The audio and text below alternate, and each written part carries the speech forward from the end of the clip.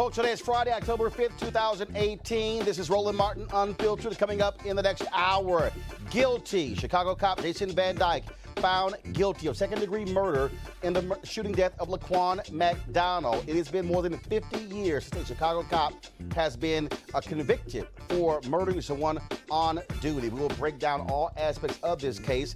The jury, what was their decision? Also, we'll talk to a reporter who has covered the trial, plus activists in Chicago will go live there as well, and talk with our panel as well about how significant of a case this is. In Washington, D.C., all the focus today was on Brett Kavanaugh, and the decision by 3 United States senators as to how they were going to vote. The reality is he will likely be the next Supreme Court justice now that Senator Susan Collins has said she will vote in the affirmative. Plus, West Virginia Senator Joe Manchin will break that down for you as well. Now, yesterday, we gave the truth about Donald Trump in terms of what he hasn't done for black folks, but all of a sudden he says black people are just coming up to him everywhere saying thank you. Have y'all seen his rallies? I ain't seen many black people at his rallies. Who the hell is walking up to him saying thank you? We'll break it down. Plus, the new unemployment numbers are out.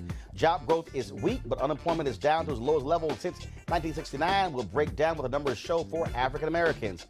And also, I posted a video earlier on Instagram, and all these people just got all holier than thou and all upset. Oh my God, how dare you? Posted a video of this woman dancing. Well, sexologist Michelle Hope is going to be here, and she's not going to have a very interesting conversation about that and how, frankly, clueless some people are. Yo, it's time to bring the funk. I'm Roland Martin Unfiltered. Let's go. Whatever the biz, he's on it. Whatever it is, he's got the scoop, the fact, the find. And when it breaks, he's right on time and it's rolling. Best believe he's knowing.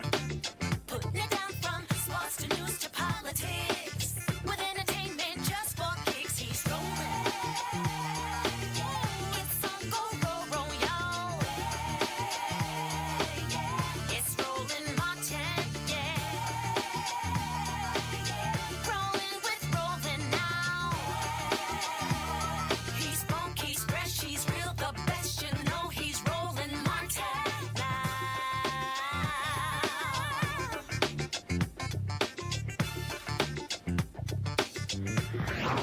Martin. Folks, what a sight seeing Jason Van Dyke, the Chicago cop, led away in handcuffs after a jury gave their verdict guilty of second-degree murder in the death of Laquan McDonald. Van Dyke is the first Chicago police officer in half a century to be found guilty of murder for an on-duty shooting.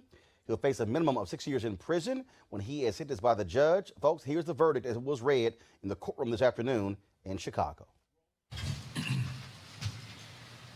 We, the jury, find the defendant, Jason Van Dyke, guilty of second-degree murder. We, the jury, find the defendant, Jason Van Dyke, guilty of aggravated battery with a firearm, first shot. We, the jury, find the defendant, Jason Van Dyke, guilty of aggravated aggravated battery with a firearm, second shots. We, the jury, find the defendant, Jason Van Dyke, guilty of aggravated battery with a firearm, third shots. We, the jury, find the defendant, Jason Van Dyke, guilty of aggravated battery with a firearm, fourth shots. We, the jury, find the defendant, Jason Van Dyke, guilty of aggravated battery with a firearm, fifth shots. We, the jury, find the defendant, Jason Van Dyke, guilty of aggravated battery with a firearm, sixth shots. We, the jury, find the defendant, Jason Van Dyke, guilty of aggravated battery with a firearm, seventh shots. We, the jury, find the defendant, Jason Van Dyke, guilty of aggravated battery with a firearm, eighth shots. We, the jury, find the defendant, Jason Van Dyke, guilty of aggravated battery with a firearm, ninth shots. We, the jury, find the defendant, Jason Van Dyke, guilty of aggravated battery with a firearm, tenth shots. We, the jury, find the defendant, Jason Van Dyke, guilty of aggravated battery with a firearm, 11th shot. We, the jury, find the defendant, Jason Van Dyke, guilty of aggravated battery with a firearm, 12th shots. We, the jury, find the defendant, Jason Van Dyke, guilty of aggravated battery with a firearm, 13th shots. We, the jury, find the defendant, Jason Van Dyke, guilty of aggravated battery with a firearm, 14th shots. We, the jury, find the defendant, Jason Van Dyke, guilty of aggravated battery with a firearm, 15th shots. We, the jury, find the defendant, Jason Van Dyke, guilty of aggravated battery with a firearm, 16th shots. We, the jury, find the defendant, Jason Van Dyke, not guilty of official. Well, he got one good piece of good news right there, not guilty when it came to official misconduct. I wanted you to see or listen to the jury giving all of those guilty verdicts, because it is very rare to see a police officer who is convicted of killing somebody on the line of duty, especially someone who is African American. Again, he can serve a minimum of 6 years. He must serve 85% of that term, the judge, but it could go up to 20 years. Now, the other issue, though, is that the jury could have found him guilty of first-degree murder, which could carry a life sentence. They chose, though, to actually downgrade it to second-degree murder. Let's go to reporter Domati Pongo, who, of course, has been covering this whole trial for us. Domati, this has been very interesting when you look at this decision. And even though there are people who are very, I won't say excited, but pleased that he was found guilty, it still, though, speaks to the fundamental issue of juries unwilling to find officers guilty of first-degree murder. Yeah, absolutely. And so people are kind of wrestling with that. Folks are calling it bittersweet. Now, the second-degree murder charge, people were, we talked about this, worried that that carries a far lesser sentence. It could carry only probation, but those aggravated battery charges have a range of 6 to up to 30 years. And so that is giving people, we've got protests already happening right now in the streets, which is a mix of celebrating and a mix of saying that sentencing needs to reflect what it is that Jason Van Dyke did. And Domati, again, on that issue, when you look at when the judge gave his instructions, he did tell them that they did not have to find him guilty on first-degree murder. He gave them that option. Now, one of the things that jumps out, he was indicted by the grand jury on first-degree murder. Yeah, and we, really interesting here at WGN Radio, we just got done speaking with State's Attorney Anita Alvarez, who is actually taking credit for filing those first charges. She was asked First the question. of all, hold on, stop.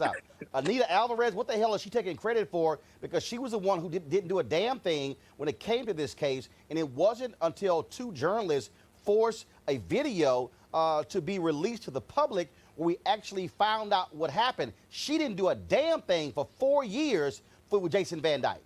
That's one of the reasons why she lost to Kim Fox. And the host pushed back on that and said, well, listen, this case was buried for so long.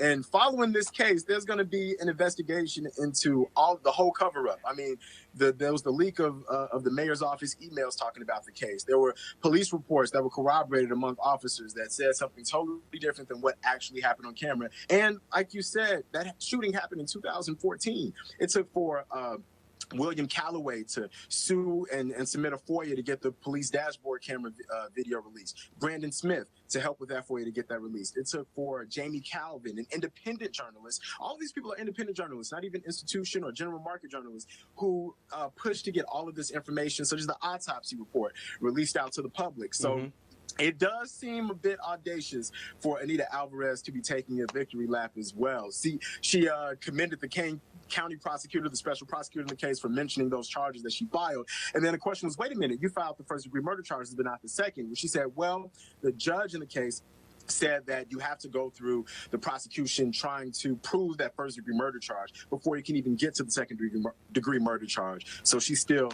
taking a victory lap based on that. I also want to bring in Janae Bonsu, co-director of Black Youth Project 100, BYP 100. Also, attorney Chris Stewart, managing partner for Stewart, Say, and Felton out of Atlanta. First and foremost, Janae, I want to go to you. BYP 100 out of Chicago, y'all have been very aggressive in protesting there in Chicago, bringing light not just to this case, but so many others when it comes to police misconduct of Chicago police. Your initial thoughts on the guilty verdict of Jason Van Dyke? Yeah, I think largely in Chicago right now it's a time of celebration, but also great ambivalence. You know, I'm less interested in whether the conviction should have been a first-degree murder than I am about changing the conditions that allowed Laquan's murder to happen in the first place. You know, I mean, it's a time of reckoning in Chicago right now. This conviction, comes a month after Rahm Emanuel announced that he's not seeking re-election. You know, as you already mentioned yourself, Roland, that we fired Anita. You know, it was grassroots organizing that helped that to happen, to push her out of office, to hold her accountable, not just for this cover-up, but for her whole history in criminalizing Black communities wholesale. You know, this is after pushing Gary McCarthy out, who was then superintendent at the time. And so is this justice? I don't know. It's better than not guilty, but it's also not going to bring Laquan back. The harm has been done.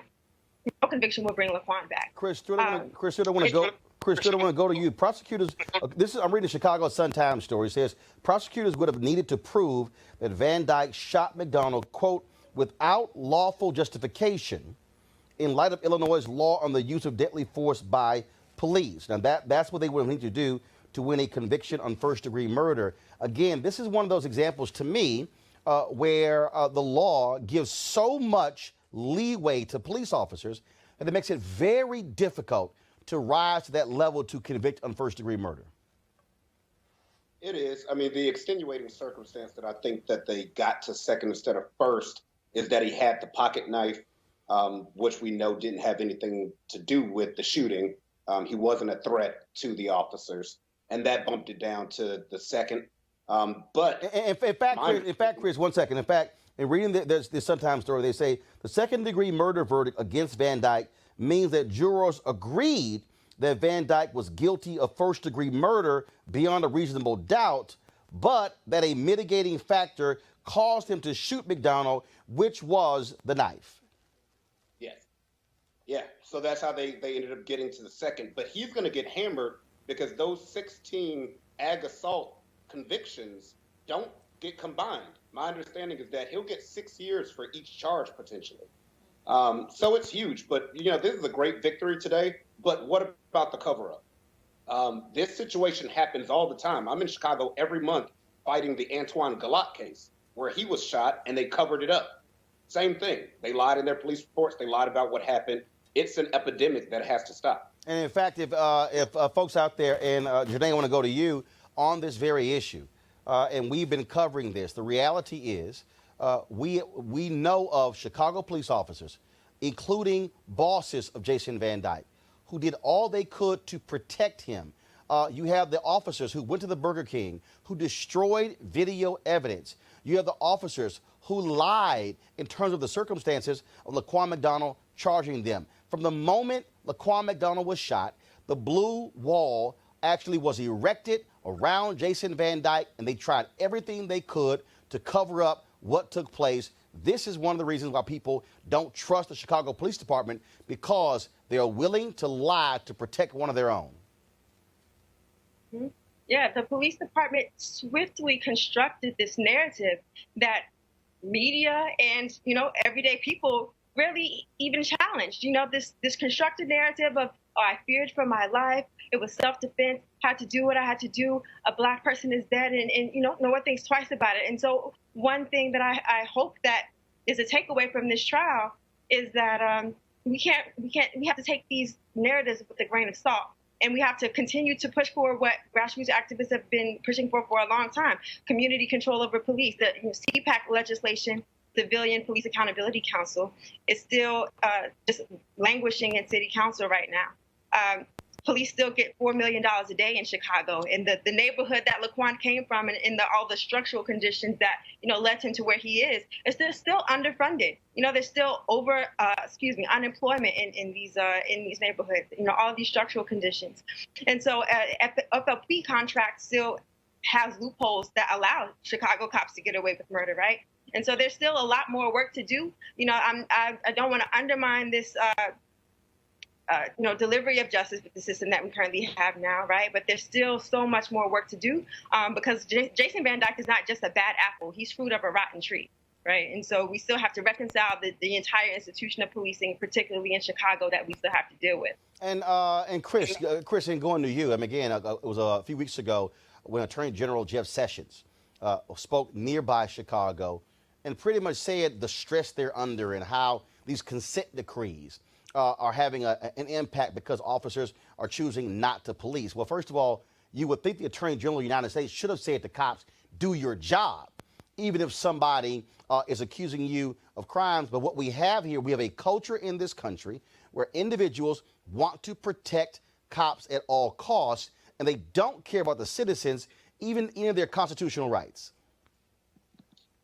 It's sad. Especially with this administration, they've done more behind the scenes to harm civil rights and repeal a lot of the consent decrees that were in place before that just doesn't get discussed on the news. It's just about Trump and not about what they're doing to civil rights and the Justice Department.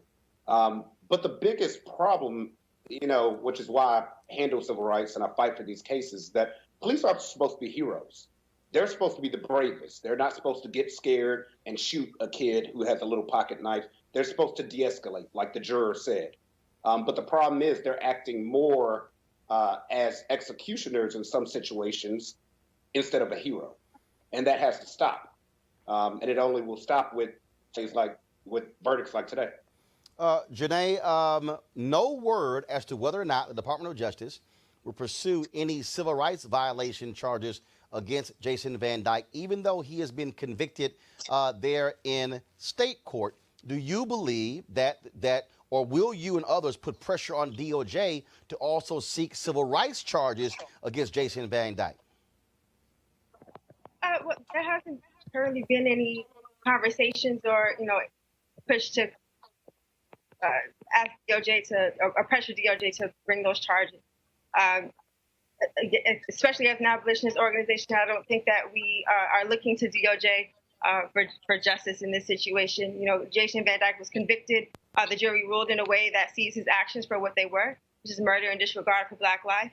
And we're going to continue to work on the ground for the changes, wholesale transformation in the city of Chicago that we've been fighting for. Last question for you, Chris Stewart. Do you see anything in this case where Jason Van Dyke should be brought up on civil rights violations in the shooting death of Laquan McDonald?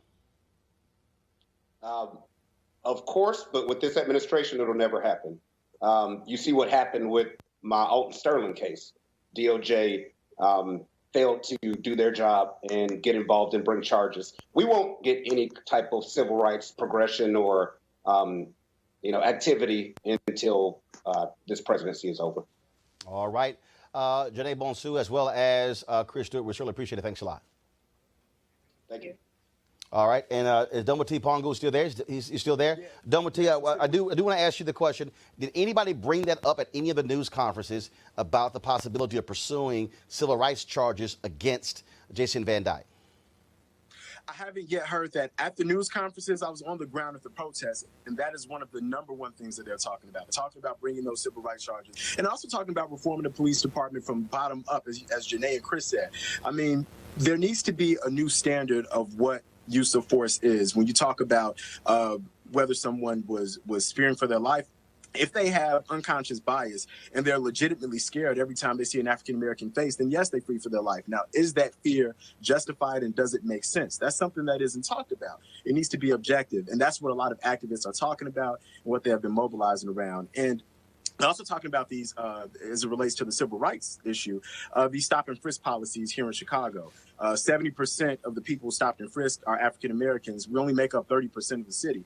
And that's something that the ACLU and independent report found. And this is what Loretta Lynch talked about when she first investigated the Chicago Police Department. So activists are leveraging that as well as they try to call for civil rights violations. All right, then. Domity, we certainly appreciate all your reporting on this, and we certainly will watch to see what happens next. But as we speak, to Domity, thanks a lot. As we speak, Jason Van Dyke, he is sitting in jail, and we transferred to a state prison. Let's go to our panel. We have political commentator Dr. Wendy Osefo, of course, Johns Hopkins, Brandon Cooper, chairman of the PG County Republican Party, and also via Skype, Ray Baker, host of the Public Agenda podcast. Wendy, I'll start with you.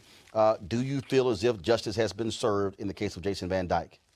Today, justice has been served, but tomorrow the fight must continue. We have to, be able to stand and say, the little wins are okay, but this is just a piece of the larger issue, which is the police department, not just the Chicago police, but the police department has a culture of corruption. They have a culture of doing violence against black and brown bodies. They have a culture of protecting each other even when they know something is wrong. That is the issue. That is the issue why Laquan McDaniel is not here. And as long as that continues to be alive, we will have many more hashtags, and that is my issue. My issue is, yes, this is something historic. This has not been done in 50 years, over 50 years. But then the question then becomes, what happens tomorrow? What happens when another hashtag is trending? Until we can infiltrate these systems and change these systems, then we will continue to see these same type of things. Brandon. No, I don't think 6 years for a cold-blooded murder is justice. So but here's the deal, before you go there. So according to, again, the story you're reading here, as Chris Stewart said, it's minimum of 6 years of second-degree murder. Mm-hmm. But each one of those charges, each one of those shots also carries 6 years. The defense wants themselves concurrently. Exactly. Mm-hmm. And so we'll see what the judge minimum decides. of 6 years. That's still the baseline. It could be more, up to 20. Yeah, it could be more. Could be more. To me, that's not justice. So to the point of the cover-up and the culture you're talking about, let's not forget that 3 police officers right now in Chicago have been charged for conspiracy and cover-up of this case. You mentioned his superior, his boss, also his partner, Van Dyke's partner. Right. There's 3 police officers right now. Others retired. Yeah, right. One is, and one's still on the force. So those 3 police officers were indicted. You like to talk about unindicted co-conspirators. Rahm Emanuel, I think, fits that bill perfectly. The fact that he's still in office is a shame of itself. So no, I don't think it's justice per se. I think it's progress and a step forward. But as you mentioned, this is the first time in 50 years, and do we have to wait another 50 years for another officer to be charged? Ray Baker, again, there are numerous other cases. I mean, I'll bring up Dante Servin, off-duty cop, sees a discussion taking place. He decides to jump in. Argument escalates. He pulls his gun out, shoots Rakia Boyd in the head, kills her. Anita Alvarez charges him, but then when they go to court, the judge says she made the wrong charge and he was released. Didn't serve, first of all, never went to trial, didn't serve 1 day in jail, and he killed Rakia Boyd in cold blood.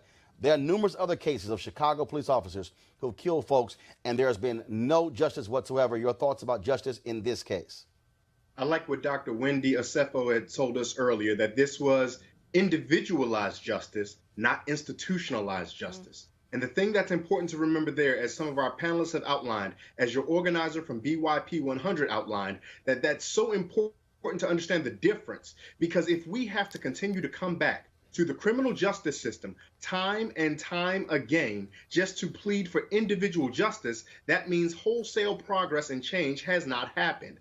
But if we see law enforcement officers are willing to be honest about their partners when their partners are doing wrong, then we will begin to see institutionalized change that won't make this not happen anymore. Let's not forget, this is not exclusive to Chicago. We saw the video of Walter Scott being shot in South Carolina. There was a black officer assisting Michael Slager who helped plant the gun or the taser or whatever that was near Walter Scott's body when they were going to concoct their story about how Mr. Scott was a threat to them. So we have to work for institutionalized justice if we expect to see these minor acts to be important. Now, again, for the family of Laquan McDonald, for those citizens who organized and labored out in Chicago, it is important to get the victories, as small or large as they are, because without them, what do we have to sustain us? But it is also important to recognize the difference between individual justice and institutional justice. Well, and to Ray's point there, the officer who killed Walter Scott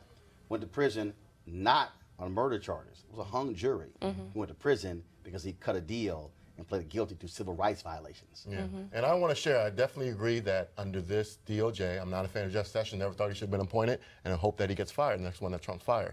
But institutional justice that you're talking about is going to come on the state level. We go back to Trayvon Martin. Obama's DOJ did not bring civil rights charges. It's up to the state level, the state prosecutors we talked about. That's where the front line of this defense is. So I understand the anger at the DOJ and the consent decrees. I'm not saying we don't want to focus on that, but we cannot forget the fight and the battle that's taking place on the local level. No, I think it's both. Yeah. No, and the reason I'm bringing up the But civil rights it's violation. heavier on the local level. Well, no, of course. First of all, that's the first line. I'm glad Absolutely. What happens on the state. Absolutely. And so which is what we talked about, which is the reason why Anita Alvarez doesn't have a job. That's right. Because she was thrown out. That's right. That's what happened there. But the point I'm still making, though, is that historically what we have seen was when justice didn't take place on the state level, you still had DOJ. Right.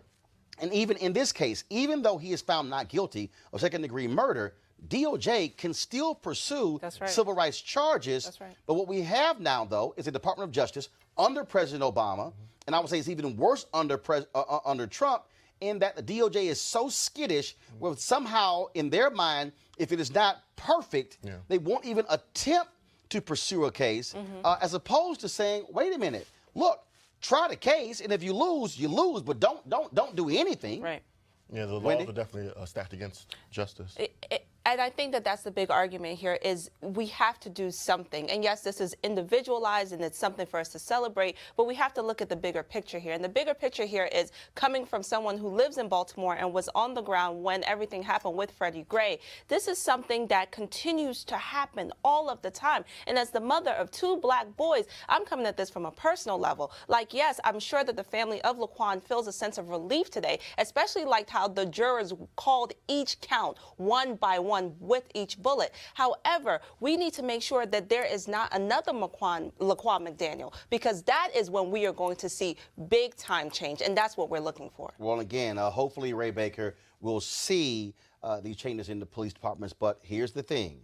As long as you have police unions who are protecting their own, as long as you have fellow officers who will who will put their careers on the line and lie. And I still say this here. This is very simple. If Ray Baker or Brandon or Wendy or myself, if any of us filed a false police report and lied in it, we can be pursued on criminal charges. Yes. I fundamentally believe that it should be put in every single one of these contracts. If an officer lies in a police report, automatic firing. That's right. Not suspension, not discipline, automatic firing. And what should also happen is that it should be in there. If an officer is convicted, again, lose that pension, lose the money, because as long as the city taxpayers are paying for their defense, Ray, they're going to keep doing whatever. But you hit them in the pocketbook, it's going to change their behavior. Yeah, I think you hit a really good point there, Roland. And one of the things we're seeing, and I'm coming as a person who has done some work on behalf of and in defense of labor unions time and time again. The unions for police officers largely are not functioning in the way that any self-respecting labor union in the United States has functioned for a number of years. They are functioning ostensibly as gangs. And this is not my idea. Charlene Carruthers, who's out of Chicago, has echoed this initially.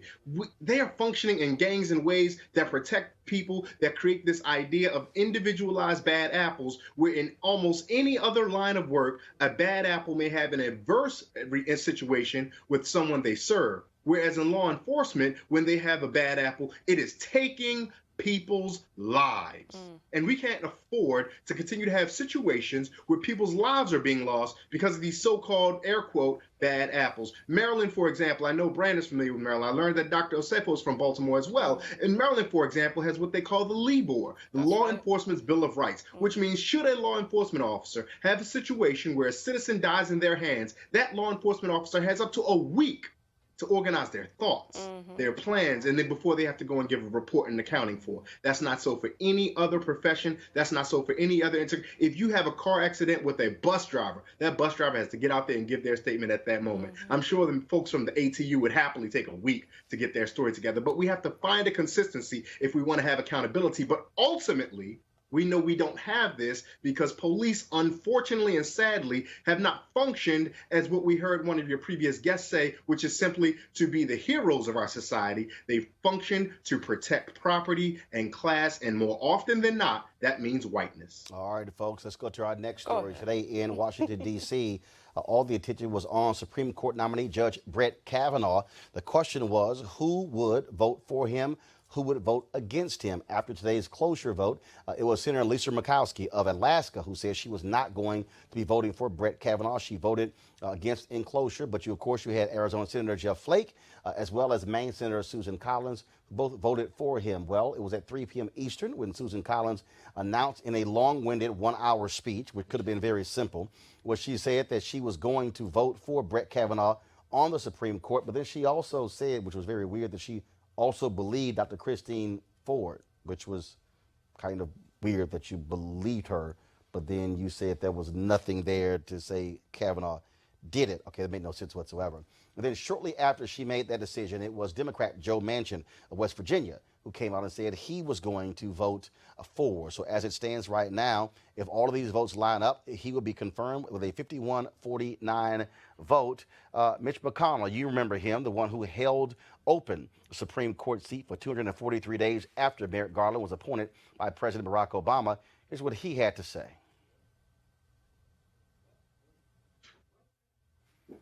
All right, so we don't have sound on McConnell. Again, there were a lot of folks who were angry, shouting in the hallways of Congress, left and right. Let's go to our panel here. Brandon, when I was reading, you were clapping. Oh, no, on the vote that confirmed him again. Elections have consequences, and I understand that people have different philosophical differences with Brett Kavanaugh's record, but at the end of the day, I think the high politicization of this process is a shame, and it's new law in politics, and I'm hopeful that, as Susan Collins says, I'm not, really hopeful on it, but maybe it does happen, that we kind of end this partisan bickering that's going on. I'm used to having it in the legislative branch and the executive branch, but not so much judicial branch. Again, you talk about the Merrick Garland who was held up again. That's rightful in the past to be upset about. But Merrick Garland and Brett Kavanaugh served in the court at the same time, D.C. Circuit Court.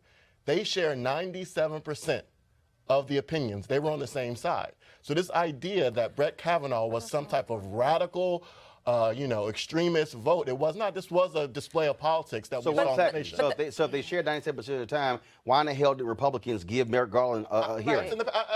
I'm not saying I agree with that. Again, that's politics at play. Wait. Politics at play. No, hold on a second. So if you criticize the politics of Democrats now, there we go. I said both sides. Okay. Both sides. Were Republicans wrong? Yes. To not give Merrick Garland a hearing and take an up or down vote? Yes. 100%. I said that many times. They should have voted. If you want to vote no, vote no. But I believe that the president, whether it's Obama or Trump, the Constitution gives them great leeway. That's the consequence of election. And the only thing the Senate should do is advise consent on the qualifications. And we've seen it not just this year, for the past 20 years, a slow drip towards partisanship in this process. You know what? I just think it's really shameful that you're here talking about philosophies and ideologies when we all know that the opposition against Kavanaugh was not based upon that. It was really based upon, largely now, what we're talking about, what has led to the dramatics and the sitcom-like rolling out that we have seen within the last week has been because of the accusations levied against him. So as a woman, I am looking at you and I'm just raising my eyebrows because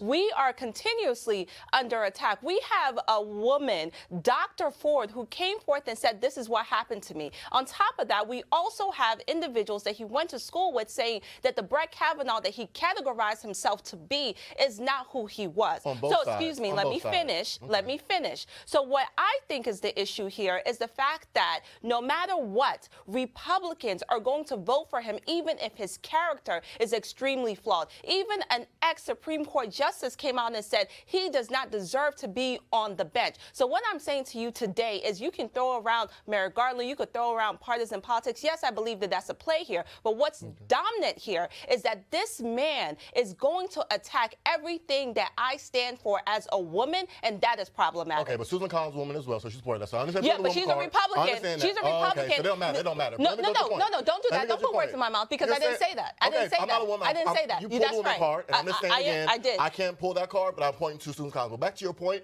you're saying that this is about the accusations. Then why did the Democrat senators come out against this nominee the day he was nominated, way before the allegation came forward? So I understand you're saying Did you not hear what I just said? You said I this said was all within the because last. of the No, that's not what I said. Brandon, That's not what I just said. Brandon, I said within the last It's all week. recorded. Brandon, didn't you earlier say politics? I mean, No, I'm saying, but you're trying to make the more Brandon, there are Republicans who, if this was a Democratic president, I agree. Republicans would cut. First of all, hold up. Let's remember, it was Senator Ted Cruz, Republican Ray Baker, who said, if Hillary Clinton wins the presidency, we should leave the Supreme Court at 8 and keep the seat open for 4 years. Both sides have it. Ray Baker.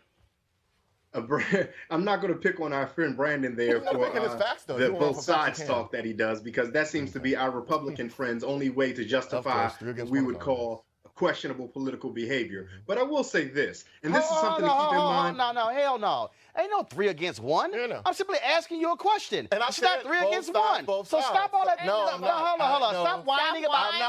Don't whine about 3. No, don't whine about 3 against 1. When here's the deal. If you know how to debate, I don't care if it's 10 against 1. I'm gonna take on all y'all. That's right. So don't whine about 3 against 1. Ray Baker, go ahead. That's right. I come here every time. Ray, go ahead. I will say this, though, and this is for Brandon, this is for every Republican or conservative who sides with Judge Kavanaugh, who sides ostensibly with President Trump. To side with Judge Kavanaugh, to side with President Trump, does not indict you yourself of being a sexist.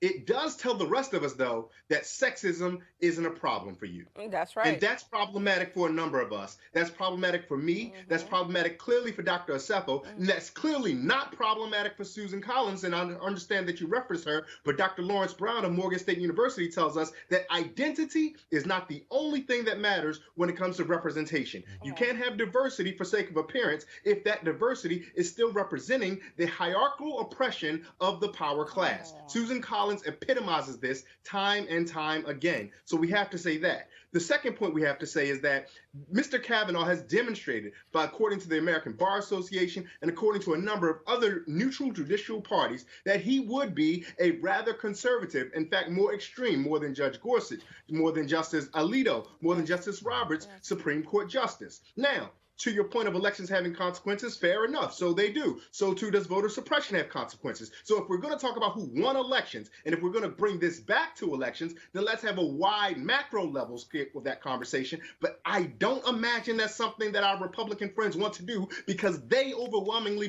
are the ones who tend to rig the electoral game. So if we want to have that conversation, we're not going to have it in a well, both sides do wrong kind of way. We're going to have it in an honest and sincere kind of way. And those who are wrong have to be wrong. And those who just don't have that much of a problem with sexism have to be honest about that. Okay. Brandon? Okay, 2 points to that. You said the ABA, American Bar Association, they gave him a unanimous approval, their highest rating for Judge Kavanaugh. Brandon, are you leaving something out? What is that? Are you leaving something out? Are you leaving something out? I'm not. They reopened it this Ray? week. Yes, they said that they were going to reopen investigation and relook at how they rated him, given the new information they found out about him. So yes, Brandon, when they first nominated Brett Kavanaugh, Brandon, go ahead. Brandon, 1 second. Brandon, the only reason I bring that up, because when Susan Collins did it earlier, she conveniently left out that the ABA was doing that. But go ahead. You said that he was way more conservative than Gorsuch and other people. I'm saying again, if you look at the record, 97% in lock and step with Merrick Garland. I understand you're making this point. As a Republican activist, we were disappointed that he did not pick a more conservative pick. Brett Kavanaugh was, I know you don't agree with this philosophy, he was the easy pick. They thought they can get him through. There are 6 other people on Trump's list who are way more conservative than Brett Kavanaugh. Do you have not read the list? There were way more conservative. Again, I understand it's not the list that you will want. No. First of all, I understand that. It has Brandon. Let me finish. Brandon, it has absolutely nothing to do with my thoughts on a list. The reality is this here. The only reason Mitch McConnell said Brett Kavanaugh will be far more difficult to get through was because of his long paper trail. No, Mitch McConnell said to Trump, don't appoint Kavanaugh, not because he wasn't conservative, but because of the long paper trail serving the Bush administration. I understand. But this idea that he's not conservative enough, bro. Come on, bro. Come on. As someone who's a conservative, go Brandon. Okay, here we go. He was perfectly. I'm listening. He was raised up by the Federalist Society. What are you talking about? Because Roland, I'm telling you is this: if you go to conservative activist lawyers like Mark Levin, who was an attorney general and chief of staff under Reagan, the criticism from the right, not your side. I understand that you. No, hold on. Let me help you out. Let me help with your your side. Let me finish. First of all, it's not my side. Because see, I know folks on your side. I know folks on Ray's side. I don't play the side game. Let me know when I can finish my thought. No. I'll let you finish, but I'm going to correct you. See, I don't play the side game. The side I'm on is truth, and the truth is Brett Kavanaugh is a far right-wing conservative judge. Brett Kavanaugh, when he was being doing the testimony, he said in the hearing, he said, I'm a Republican, I'm a conservative Republican, and I am a supporter of George W. Bush. His own words. Yes. Okay, can I finish now? Go. Okay, go back to this again. I understand you want to throw around words like far right wing. I know that's just buzzword, a trigger word. Come on. There's no definition to that. Again, let me finish. Can I finish? It's a fact. Let me go back. Can I finish my thought? You're debating Can I get a thought facts. through? Okay. Okay, go ahead, Brandon. Go ahead. Go ahead. Go ahead. Well, Go ahead. Now Hold on with it. Go ahead.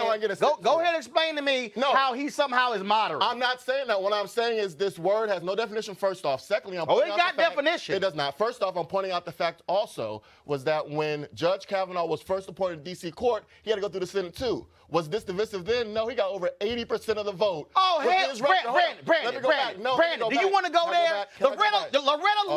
Loretta Lynch sailed through twice in the United States Senate. Republicans held up her. Again, One second. Both sides are false. Don't point me as a partisan. Don't whine by saying, no, Brandon. No, what you're doing, Brandon, you're saying, oh, my God, he got 80% of the votes.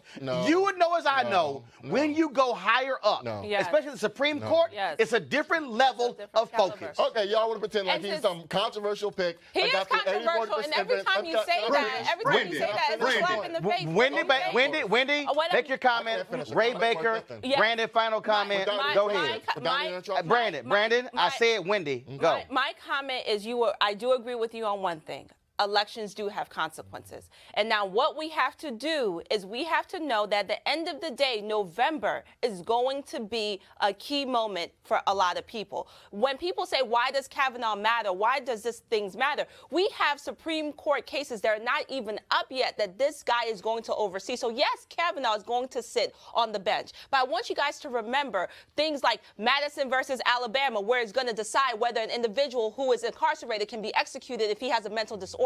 We're going to think about Nielsen v. Prep, where it decides issues around immigration. So yes, all of these things matter. So we have to make sure that we're not just looking at Kavanaugh in a vacuum, but to understand the bigger picture, which is he is going to sit on the bench and decide a lot of key votes. And that matters. So yes, elections have consequences. Ray Baker? I'm curious that there is more people than simply Judge Brett Kavanaugh who would do such things, such, my opinion, heinous things, as roll back Roe v. Wade and things of the sort. But why must they choose a man who, by many intents and purposes, is a sexual assaulter to do this? And so if my question becomes, if this is so important to you ideologically, because there's not anyone who's never committed a sexual assault that you could find to do this. Is there not anyone who did not have a habitual raging beer drinking problem in undergrad or in their high school years that you could find to do this? Is there not anyone with any type of moral upstanding character from the party of personal responsibility that you could find to do this job? Brandon, final comment? Just 2 points on this again. I understand you like to throw around Roe v. Wade and all this other stuff like that, and I agree that it's an important precedent that's been established. But this same argument was made against Souter, and again, please don't interrupt me, a Republican nominee who was appointed. What is it called? Planned Parenthood and all those organizations actually had pens saying that women will die if Souter is nominated. He actually ended up voting to reaffirm the pro-life precedent set by Supreme Court. Can I finish? Are you saying Kavanaugh is Souter? No. What I'm saying is, again, these same arguments that my friend Ray Baker is making, these same exaggerations that, oh my God, if he's appointed, they're going to get rid of Roe v. Wade. That is dusted off from the same argument they used against another Republican. I'm sorry. 20 years ago. Are these the same? Hold on. But that nominee ended up reaffirming that. So all I'm saying is, this fear-mongering that Ray Barker is trying to play is great. Didn't your but side? It's been proven wrong in the past. Didn't your side say Kagan and Sotomayor? Didn't you say your side? Didn't your side say Kagan and Sotomayor they were going to take all the guns? So now we're doing both sides again? No, I'm asking you a question. And I agreed. Both sides. I'm going to make sure I'm very clear to everyone that's watching. Both sides play politics. I never ran away from that. But we're talking right now about Brett Kavanaugh. Exactly, Ray Barker, if I can just finish with this. Yeah, go ahead. I know we don't want to play the identity card. You did the women card earlier. As a black man, all I can say is this. I understand you, in your mind, these accusations that the FBI have found are not corroborated are set in stone as fact.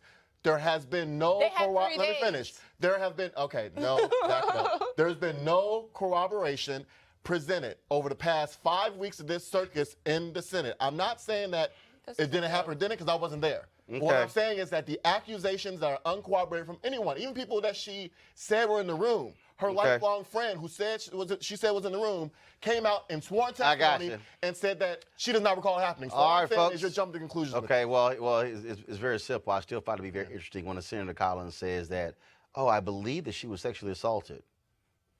But was it like out of air? So who did it? Yeah, I thought so. All right, folks. Unemployment numbers came out today, and we're going to break those things down. According to the new figures, 134,000 jobs were created in the last month, well below estimates and well below the average monthly gain of 201,000 over the last 12 months. Now, the unemployment rate is 3.7%, the lowest since 1969, and we were in the middle of the Vietnam War. And it's also 3.7% for all Americans, for African Americans. Double that, it's 6%. Now, here to break the numbers down for us is Christine Brody. She's an economist with Alabama A&M. Hey, Christine, how you doing? So whenever we look at these numbers, they throw them out there and, they go, here's the unemployment numbers. But the reality is you got to go behind those numbers. What is it telling us about the state of our economy? Well, the numbers are definitely down, which is a good thing. But when you break it down by race, you'll see that African Americans are still at 6%. The numbers are down for both men and women, but when you look at the numbers for people that are 16 to 19 years old, that rate is 19.3%. Now, that's compared to 11.5% for white people. So there's definitely still a large discrepancy when you look at the races. Unemployment rates are down, but how do we explain this discrepancy between the races? And also, we still see that when it comes to these numbers, when you talk about these jobs, we also have to deal with the issue of wages. Because again, you can say, fine, I have a job, but the question is, can you live on that job? Exactly. And when you look at the numbers, the number of people that are employed part-time is up around 280,000. So people are employed, but how do you live on a part-time wage? And you can say that more people are getting jobs, but if they're getting part-time jobs, they're probably not going to get benefits. They're not going to get stock options, 401ks, etc. So just having a job isn't really the answer. Furthermore, when you look at the numbers, there are around 1.6 million people who are discouraged workers. Of those, 383,000 aren't even looking for a job because they don't think there are any jobs available. So to simply say that the unemployment rate is down is a good thing, but you have to look at the complete picture. All right, then. Christine Brody, we surely appreciate it. Thanks a lot for giving us that insight on the unemployment numbers. Appreciate it. Thank you, Roland. All right, folks, going to go to a break. We come back. Donald Trump is patting himself on the back, saying black people are saying, ooh, thank you, thank you, thank you, thank you, thank you, thank you, thank you, Donald. Who? That's next. Roland Martin Unfiltered.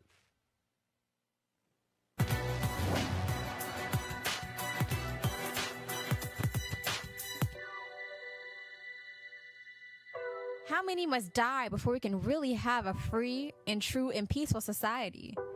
Civil rights activist Coretta Scott King.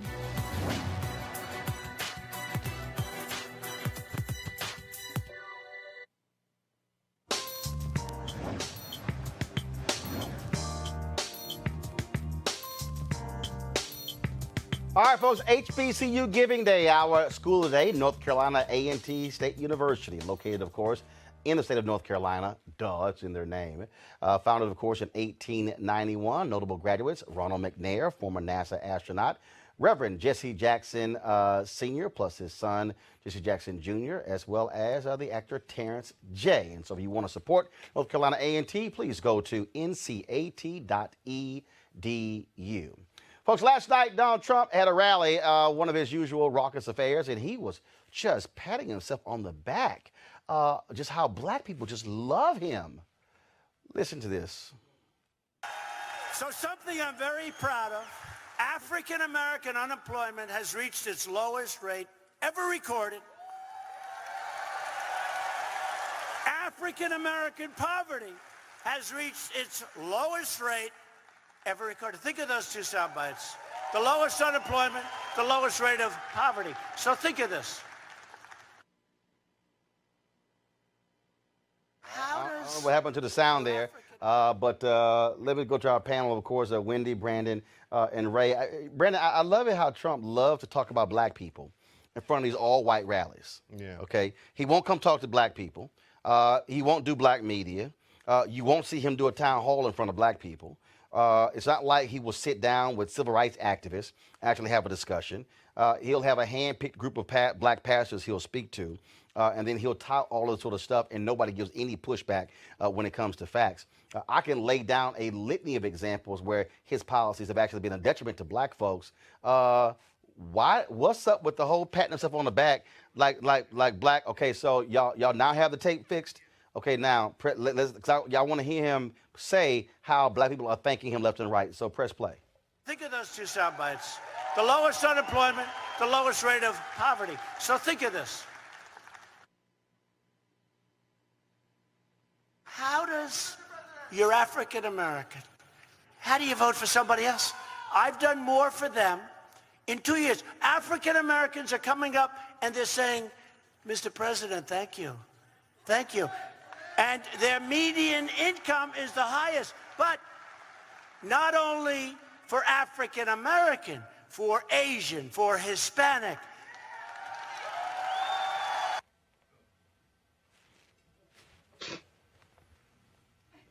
I'm looking for these black people. I'm looking for these black people. I'm trying to figure out where are they located. Brandon, what the hell is he talking about? As often it is with Trump, I don't know. So you had to find someone else to be clapping and praising Trump, because no one in this room, I think, will be clapping and praising. But I will say, just to this topic of increased approval, I do think, again, as we saw in this year's election, and maybe it was because Barack Obama, the first black president, ran in past two elections, but Trump did broke a trend as far as black support. He got 8%, which is higher than the past two Republican nominees. But again, that could have been because Barack Obama was on the other side of the ticket. But also last month, you saw in August, or 2 months ago, NAACP did a poll, NAACP, that showed about 21% approval in the black community. Now again, NAACP may be wrong. Hold up. It's historically been low. Hold up. I'm aware of the poll. Okay. And then Rasmussen had their report. Their poll, which was Rasmussen's most accurate poll during the 2016 election. Hold on. Stop. First of all, that's fact. If we're going to talk about Rasmussen, that's fact. Rasmussen is the closest to Comedy Central polling. It was most accurate during 2016. Now the Pew polling. Now the Pew polling also came out, and it was about 6 to 8% of black support. Ray Baker, again, 6 to 8%. Oh, okay. Yeah. But again, Rasmussen, 6 to 8. It ain't 30. Okay, how about this here, Brandon? Or the black people you know, the 35% of the black people you know think Trump is doing great? Privately, I would say about 20%. I think in line with NAACP. Which means the Rasmussen poll is BS. Ray Baker, go ahead. So I think that President Trump it really entertains us whenever he has these grandiose references to black people that he knows that think he's doing so well. Yet we have a difficult time to see anyone who's a black person who's not on his payroll being able to say very good things for him. Listen, Brandon just went to the mat on our last segment for a conservative justice who's been accused of sexual assault and yet is standing 10 feet away from President Trump. That should tell us everything we need to know about the distance that African Americans, even African American Republicans, have regarding the president. Wendy? You know, this president often has these entertaining exchanges amongst himself, but I do not know who these black people are. And if you could show me these black people, I would love to meet them. What really bothers me is this type of generic language that he uses. The African Americans believe. Like, it's just so condescending. And I think in his head, he thinks he's the great white hope. So I just don't know any of these African Americans, but furthermore, I think that this is just a string and a tile in the mosaic of lies that is the Trump administration. Okay, well, I asked contact NAACP and find out who they talk to in their Brandon, phone. That would nobody, be one. You asked the question, I you're gave you an lying. answer. Nobody, I'm giving you an answer. And I'm giving you an answer. A back there answer. are no, I didn't ask the question. You asked the question. I didn't ask the question. You said, who are these there black people? are no black people who are stopping Trump in the street to pat him on the back. Course. Furthermore, if you look at any of these rallies that he has done, please point out to me the black people, because we all know if there were black people, they would be standing right behind him. So do not sit here and try to corroborate, as you put it, evidence that is not even there. These black people do not, quote unquote, support him. And I want to say, let me finish. Let me finish. No, you just criticized Trump for speaking generalities. Here you are speaking. Black people don't like. No, I was about to make this comment. Black people are not monolithic. But you're speaking like they're monolithic. Brandon. You did it. Yeah. No. Okay. Black people are not monolithic. Okay. They could vote for and they could be a part of any party they choose. But for him to sit here and make such blanket statements that we all know are false are beyond the pale, especially as the president. Thank you, Brandon. Bottom line is, Trump gonna lie. He gonna lie. He gonna lie all damn day. So let's just not confuse this with anything else. And the bottom line is this here: Donald Trump.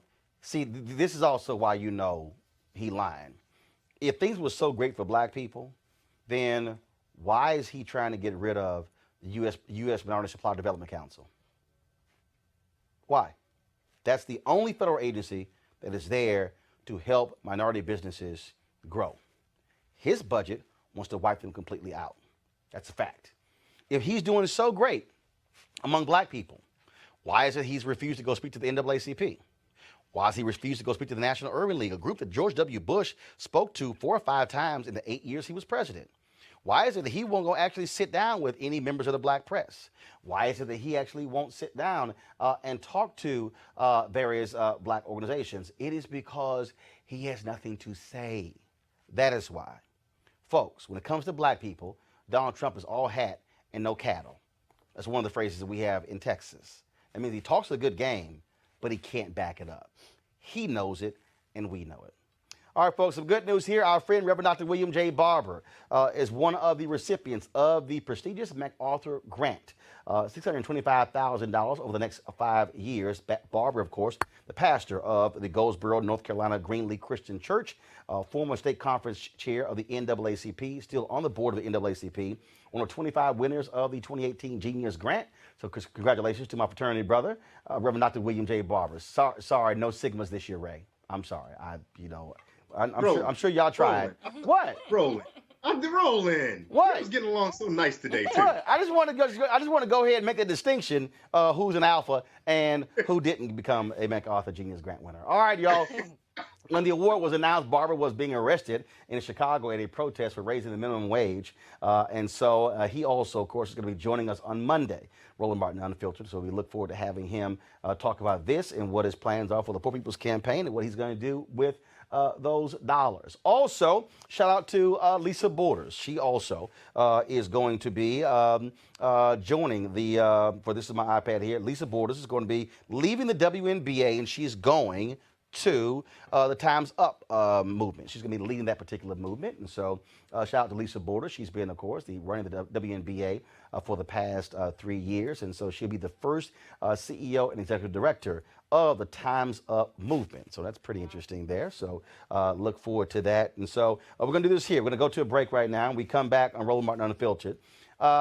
I'm gonna play for y'all this video, and I can't wait to get our panel to weigh in. I saw that. I can't wait to get. So, of course, I was gonna have Michelle Hope, sexologist, here. She's running a little bit late. She's texting me as we speak, but I can't wait to get y'all thoughts on this video and just how some folks are a trip when it comes to when you post certain things on social media. So going to a break. We'll be back on Roland Martin Unfiltered.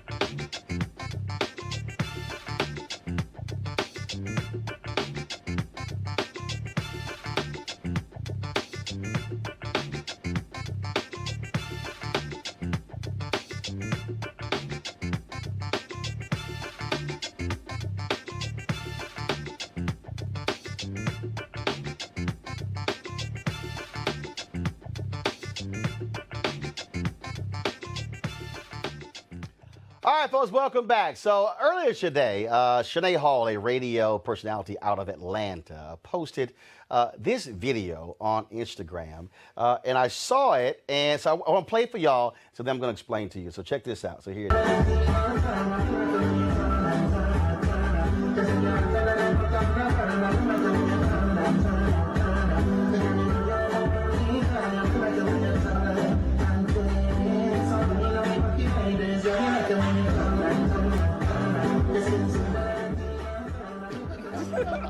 So I posted the video, and I said on it, because first of all, when I saw the video, I then Shazammed the song, because I love soca music.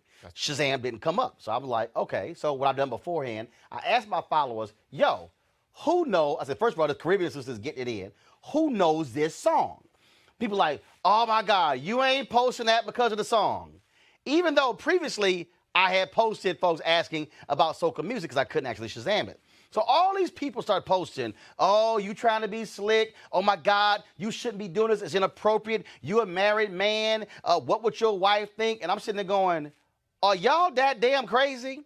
Losing your mind over this? I said, and actually 10 minutes after I posted this, one of my Instagram followers told me the name of the song, Turner, by Kevin Little, who calls himself the Soca King. Now, what I find to be interesting, this is where I want our panel with, what I find to be interesting is, and I also said this here, I said, clearly a bunch of y'all have never actually traveled to the Caribbean. Mm-hmm. Because if anybody has gone to, and I've been to St. Croix, St. Thomas, Barbados, been to Jamaica, been to the Bahamas, been to St. Kitts, hell, been to Miami. Yeah. If anybody has gone to any of those places, that ain't nothing. Mm-hmm. But it's interesting. Or I've been to Ghana. I've seen African dance as well. Mm-hmm. If y'all really want to go there, we can show you the Coming to America scene choreographed by Debbie Allen with the dances as well. But it's interesting how black folks go, oh my God, what are you doing? You should be showing that. Whenever you go to any of those black countries, that's just a regular part of how folks dance. What's up with us? Are we somehow like, oh my God, oh my goodness, what's wrong with you? Go ahead, Wendy. Don't be scared. Right. I think it's a regular part. But I also think that there is a sexual connotation to it, and I'm coming from a Nigerian, so we dance. You know, we What's the sexual connotation? Because when a woman is moving her hips in such a way, it's in a sense, it has a sexual nature to it, you know. But she's dancing. So when I was in St. Kitts when they had Carnival. That's not even close. Right. No, actually, that was like light compared to what I saw. Yeah, that's what I'm saying. That's what I'm saying. But I'm making the point though that I've watched some of the reaction from some of these people, and they actually losing their minds, and I'm going, seriously, if you actually go to any of these countries and you hear that type of music, that's how folks are dancing. Yeah, I think it shows, like you said, the ignorance of our culture. I mean, it is part of our culture, whether you're going to South America or Africa, the same thing. It shouldn't be as foreign as it is, but here in America, it kind of is a little bit foreign. But to that point, I'm glad you didn't show the video of you and Jamil Hill. I thought that was about to show on there. Okay, all right. Please don't show that video. No. Please don't show that video. First of all, I can show what I want to. Okay, and so same thing. I played a bit. So here was me and Jamil Hill getting it in at NABJ. No. Oh, that's different. Lord. Hold on, no. Hold on. Now, what's different? Because it's two of us in the video and it was 5 seconds long? No, that's different. That was playful. Should've That put was on the two one. friends enjoying themselves. Like, that's different. I think it's different. What? What Ray you Baker, like? go ahead. I mean, I just find it really interesting, Ray, how all these folks were just going crazy, and it's like, just how dare you? And that what really got me was that's just inappropriate as a married man to post. My husband would not post that. Roland, I would channel our good friend Dr. Greg Carr, who spends a lot of time talking to us about Black people in the United States simply being Africans in the U.S. And so what I think you saw there were a lot of the folks that are responding to you are folks who were so good at being American, they forgot how to be African. Right? Those who the African Americans are. Because in many ways, our dance, our culture, our joy, our celebration is vibrant, is fun, and it's engaging, and it is not repressed.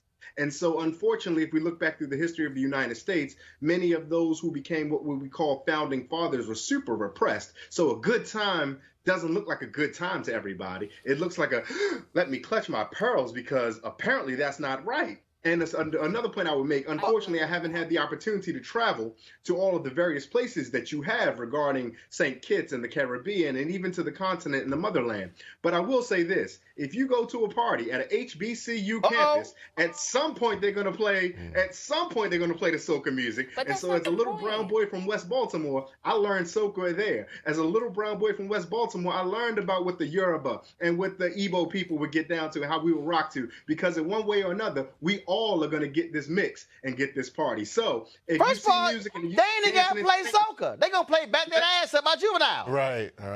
No. Right. See, if we're going to have this conversation, let's have this conversation. Let's have it. And so the truth of the matter is, EU, don't hide behind DC, the soca. butt. Don't hide behind soca. Just say No. See, that's where you're wrong. That's what I'm saying. I ain't hide behind soca. I think that's what you guys are that's saying. where You you're guys wrong. are saying culture. No. I'm not hiding true. behind soca because I'm telling you, as somebody who previously heard a soca jam, Shazammed it, couldn't find it, I posted on Instagram saying, yo, does anybody know this song? So that was the only video that had that soca jam? Hell, I don't. Okay. That's what you saw. Okay, hold on, Wendy. How am I gonna find another?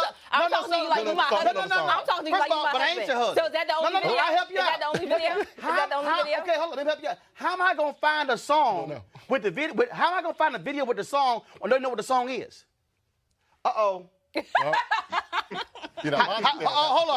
No, let me repeat it. Because since you're a doctor and all at Johns Hopkins, how am I gonna find a video of a song when I don't even know the name of the song? And the point of posting it was, do y'all know the name of the song? Okay. I thought so. See, it's amazing how when you get to the reason why you actually did something, how they get real quiet. Who's how that? they get you? But all these opinions and others. But all these opinions, the only opinion that matters is what did your wife say? Oh, hold up. And matter of fact, on one of these posts, she answered it. Oh. She said, who? Stay in your damn lane. Oh, yes. That's settled right But there. see, that's the other piece right there. When you have people, because when you say, oh, my husband would have posted this. If he did, whatever. If she posted it, whatever. I think we got people who got too many damn hang-ups, who also probably the reason they tripping because they got questionable issues in their marriages. No. Don't do that. Don't do that. Let's not do that. No. Let's not I'm do telling that. you. I've been married for 7 I'm looking at happy the years, comments. going on 8 years. Oh, that's cute. That's fine. Yeah, we about to hit 20. But go ahead, Ray Baker. Go ahead. Look, I am putting my hands up and slowly backing away like the Homer Simpson meme because I have no ring. I am not a married man.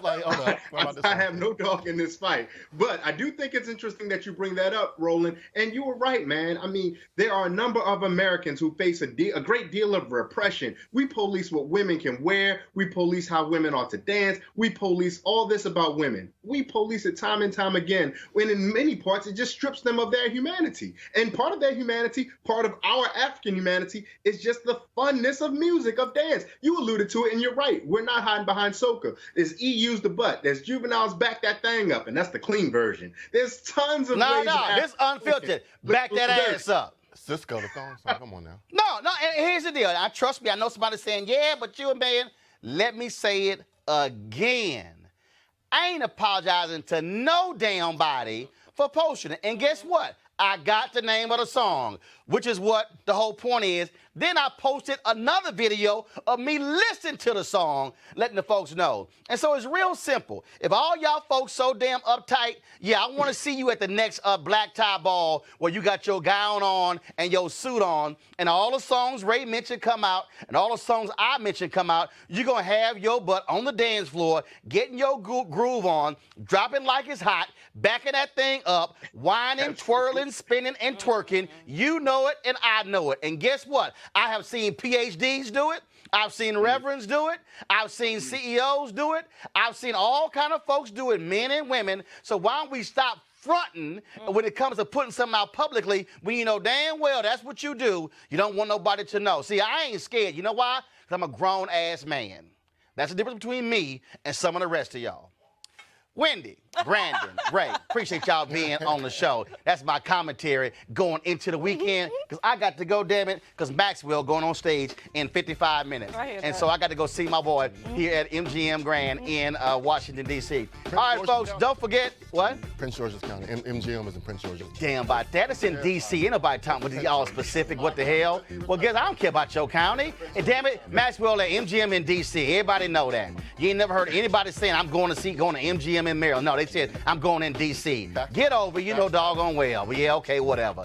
Anyway, folks, support Roland Martin Unfiltered by going to RolandMartinUnfiltered.com to join our Bring the Funk fan club. And also, if you got a video of yourself getting your soca move on, go ahead and send it to us, and I'll run it on Monday. Why? Damn it, Wendy, because I ain't your husband, and I can do it. All right, y'all have a great weekend. I'll see you guys on Monday from Los Angeles. Hi!